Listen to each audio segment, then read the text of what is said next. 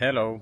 So I wanted to talk about a little intellectual trick that we can use in order to identify hidden belief patterns in our own mind. It's a neat little trick, so it's going to be a quick video. So, why is this helpful? When we have thoughts, it would be great to be able to kind of observe where is this thought coming from, if it is even coming from somewhere relevant. So, an example. Let's say I'm just minding my own business and I'm having a thought.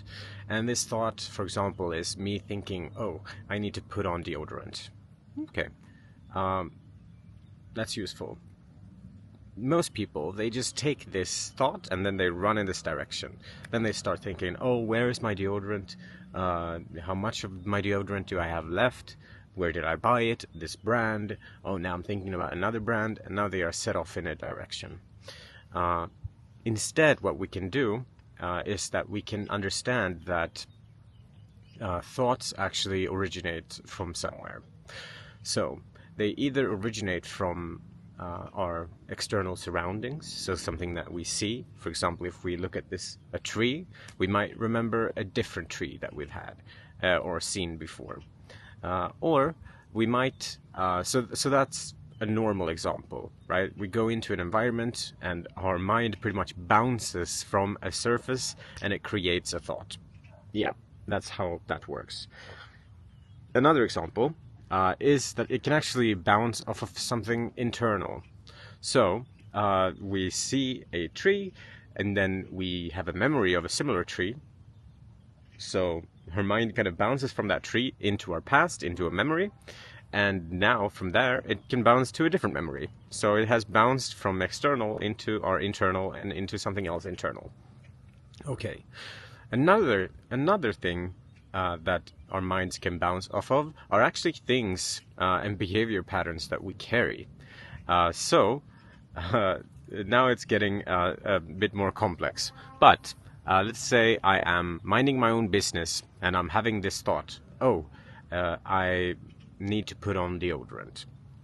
It is almost as if this thought is going in a direction, but if we flip this and figure out, oh, where is this thought coming from?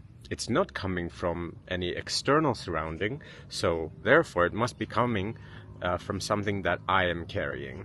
So 180 degrees from the direction of I need to put on deodorant could be, oh, maybe I am afraid of smelling bad or something like that. It is another example could be like, oh, I need to check when my flight leaves or when my taxi arrives. 180 degrees from there could be I'm worried to be late, for example. Or maybe another thought could be I'm starting thinking how many calories my last meal had. This can come from something that I'm carrying, for example, a fear or discomfort about gaining weight. Of course, it's going to be relevant to me because this thought actually originated from something that I had been carrying.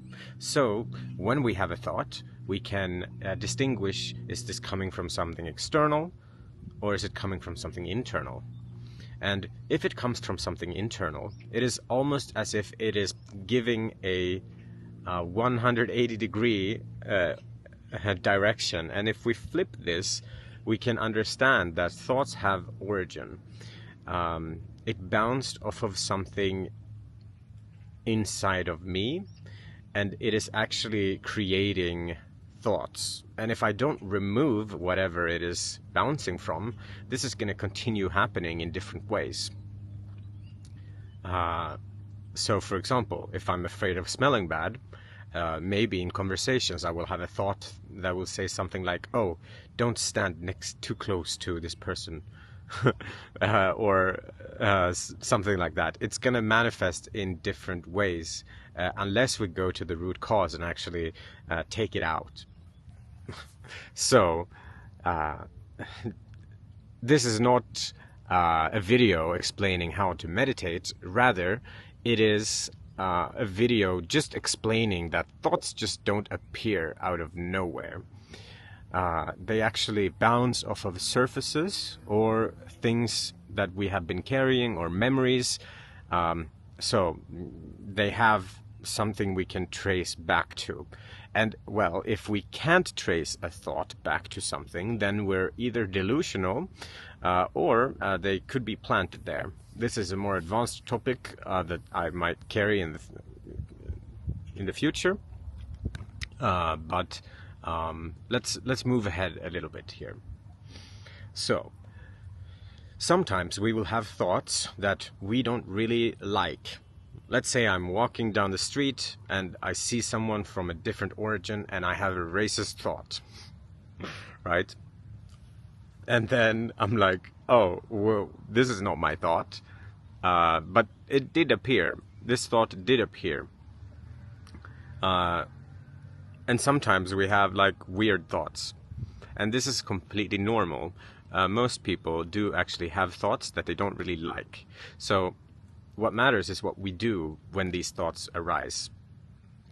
We can either fight them and say like, oh no, I didn't have that thought, which is not good, because then we are being a little bit, we have to be real with what is happening, because then we can actually deal with it.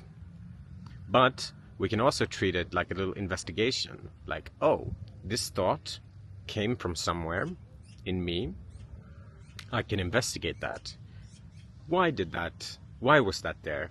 Maybe I learned something, maybe I picked up something from my environment when I was young, and it is there, dormant, and only activated at times.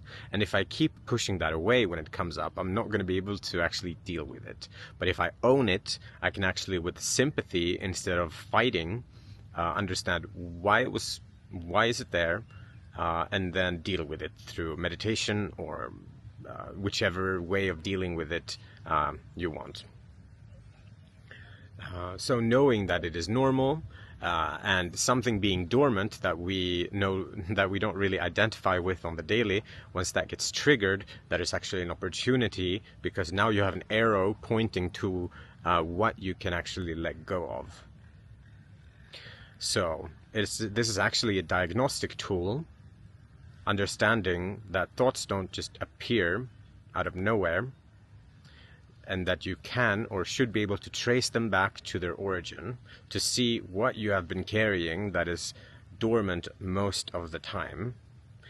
Trace it back as far as you can. Try to kind of feel where in the body this is this behavior pattern is located, if you can. You don't need to. But yeah, it's just a quick diagnostic tool. It's to be used in combination with serious meditation.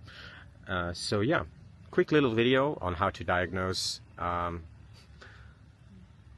thoughts and their origins. So good luck using this.